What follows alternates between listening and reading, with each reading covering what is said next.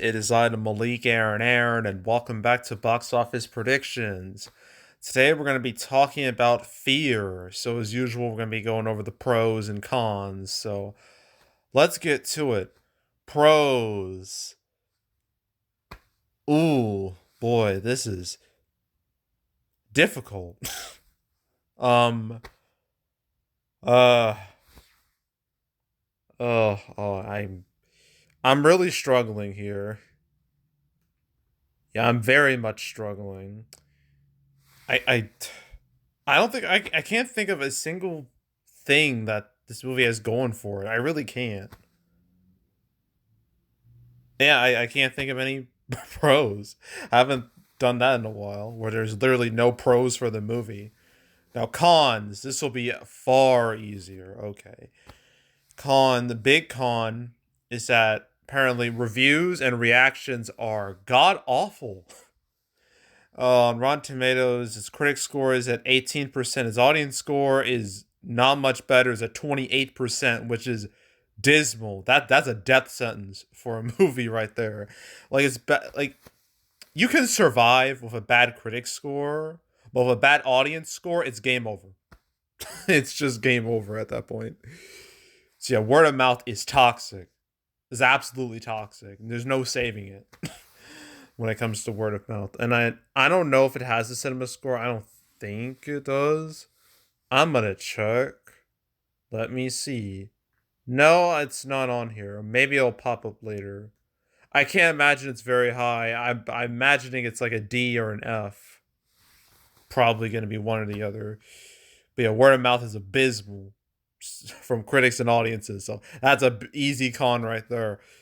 Another con is that this movie's gotten like no marketing. I have not seen a single ad on YouTube. I've seen nothing.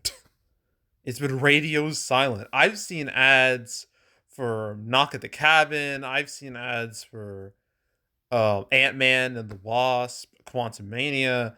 I've seen nothing from this. It's nothing. It's like this movie doesn't even exist.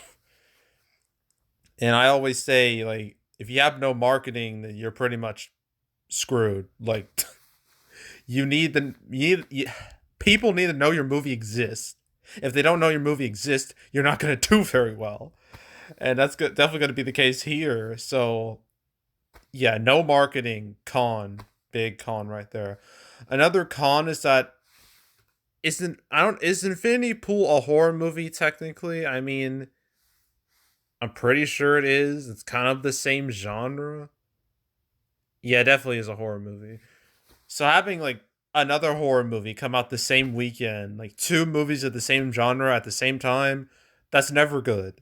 It leads to a thing called cannibalization in terms of movies, where two movies they eat into each other's audience, and as a result, neither make as much as they should. They negatively affect each other. And I feel like that might happen here. Well, honestly, I don't think either movie has a chance of doing well anyway. And besides, like, pretty sure horror movie fans, they already got their fill with Mithrigan earlier this month.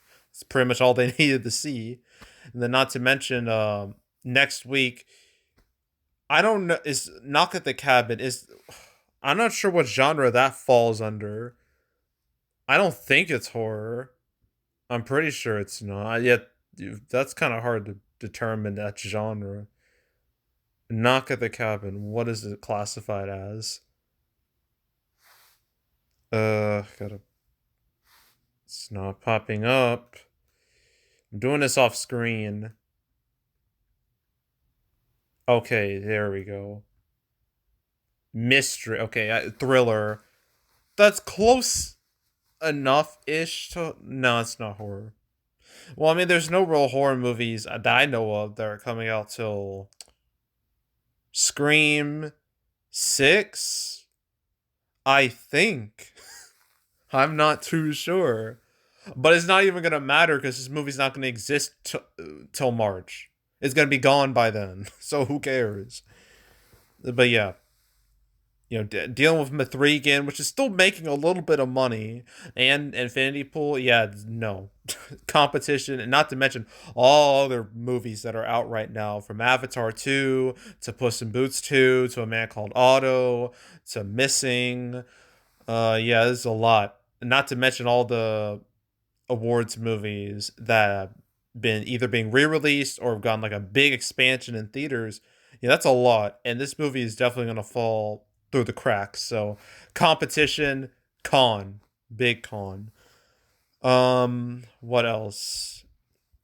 I guess it doesn't help that this movie, like, this is the epitome of a January movie right here. A movie that the studio or whoever made this had no faith in it and just decided to just dump it out there, just throw it out there, just to let it die, or hopefully make a buck. And this just screams that. It screams it. So yeah, the fact that this screams like a January movie, we actually haven't had too many movies that felt like that this January, which is kind of odd. I mean, most of the movies that have come out this month have been pretty well received, from Mithrigan to Man Called Otto to Planes to Missing. I guess the only real January movie we've had was like House Party, but I guess Fear can now join it. So yeah, the fact that this really feels like a January movie, con, big con. And I think that's it. Yeah. Oh wait, I just realized this can't get a cinema score because it doesn't have a high enough theater count. But even if it did, it's probably going to be a D or enough.